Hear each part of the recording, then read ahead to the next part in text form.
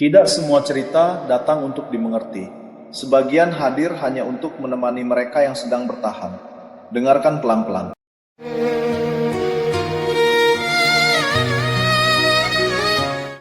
Aku tumbuh bersama tanah ini. Sawah dan kebun bukan sekadar milik. Ia bagian dari hidupku sendiri. Setiap pagi aku tahu kemana harus melangkah. Ke sawah, ke kebun, ke tanah yang sama yang dulu memberi makan orang tuaku, dan sekarang memberiku alasan untuk tetap bertahan. Hidup kami sederhana, tidak berlebih, tidak kekurangan. Kami tidak pernah kaya, tapi kami selalu cukup. Tanah ini menyimpan banyak hal. Jejak kaki anak-anakku saat kecil, peluhku sendiri ketika musim sulit datang, dan harapan bahwa hidup bisa terus berjalan selama tanah ini masih ada. Aku tidak pernah membayangkan bahwa suatu hari tanah inilah yang harus kulepaskan. Aku memiliki dua anak. Yang satu pergi ke kota untuk kuliah, yang lain berkeluarga dan mencoba bertahan dengan usaha kecil yang baru tumbuh. Aku bangga, tentu saja aku bangga. Melihat anak-anak keluar dari desa adalah kebahagiaan yang tidak semua orang tua miliki. Namun kebanggaan selalu membawa tanggung jawab. Biaya kuliah tidak mengenal musim panen. Modal usaha tidak menunggu hasil kebun. Sedikit demi sedikit uang mengalir keluar dari desa. Bukan untuk kemewahan, bukan untuk gaya hidup, hanya untuk pendidikan, hanya untuk bertahan. Sawah dan kebun masih ada, tapi aku mulai sadar bahwa kecukupan kami tidak lagi utuh. Aku tidak pernah menyalahkan anak-anakku. Mereka tidak meminta lahir di keluarga sederhana. Tekanan itu datang pelan, lewat angka di kertas, lewat tanggal pembayaran, lewat telepon yang suaranya kutahan agar tetap tenang. Aku menghitung lebih sering, bukan untuk mencari untung, tetapi untuk memastikan cukup. Harta peninggalan mulai berkurang. Yang tersisa hanyalah sawah dan kebun, yang selama ini kujaga seolah ia tidak akan pernah pergi. Di saat yang sama, desaku mulai ramai oleh kabar. Perusahaan datang, tanah-tanah diukur, janji pembangunan mulai disebar. Tetangga satu persatu menjual, bukan karena tamak, melainkan karena kebutuhan masing-masing.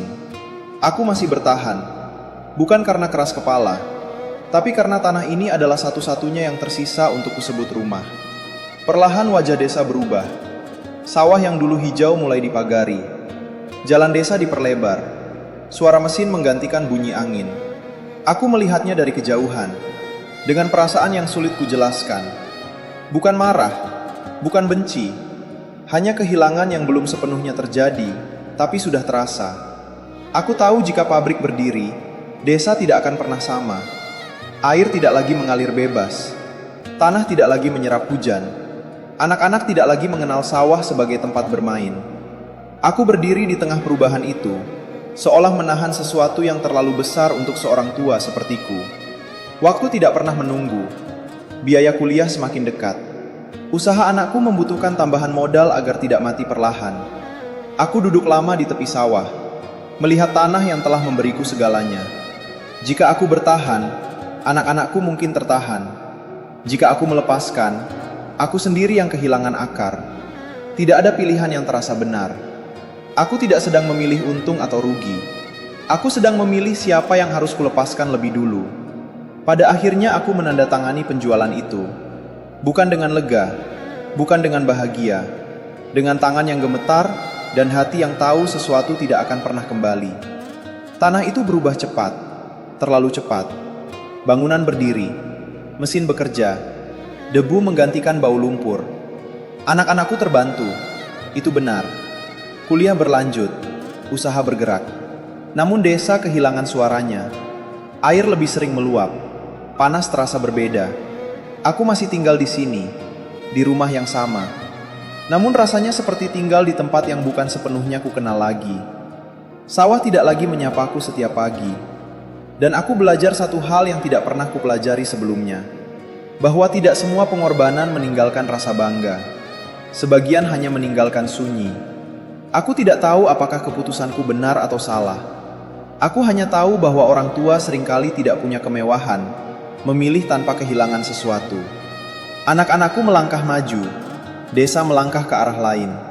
Dan aku berdiri di antara keduanya, menjadi saksi bahwa pembangunan tidak selalu terasa seperti kemajuan bagi semua orang.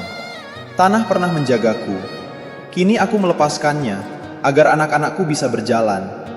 Dan mungkin itulah arti pengorbanan, bukan tentang rela, tetapi tentang tetap bertahan meski hati tertinggal jauh di belakang.